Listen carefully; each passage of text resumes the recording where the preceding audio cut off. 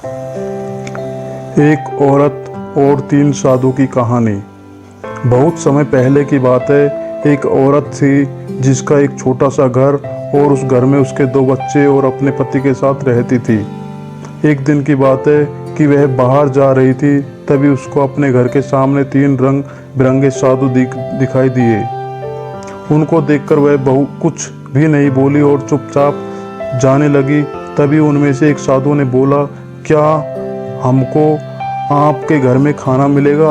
वह बोली, क्यों नहीं, चले आप लोग अंदर, अभी मैं आती हूँ। तभी उनमें से एक साधु बोला, क्या आपके पति देव आपके घर पर है? औरत ने बोला, नहीं है, अभी वह बाहर है, कुछ देर में आ जाएंगे। साधुओं ने बोला, जब आपके पति आएंगे तभी हम लोग आएंगे।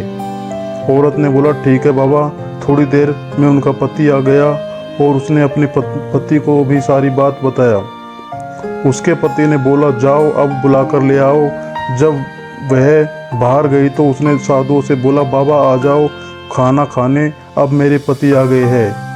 तभी उनमें से एक साधु ने बोला, बेटी हम तीनों लोग एक साथ किसी के घर में नहीं जाते हैं। औरत यह बात सुनकर वहीं रुक गई और बोली, ऐसा क्या है जो आप तीनों एक साथ एक घर में नहीं जाते हैं? फिर साधु ने बोला, मैं प्रेम और ये दोनों एक धन और एक सफलता है। हम तीनों में से कोई भी किसी के घर में जब भी जाता है उसके घर में वही चीज़ आ जाती है।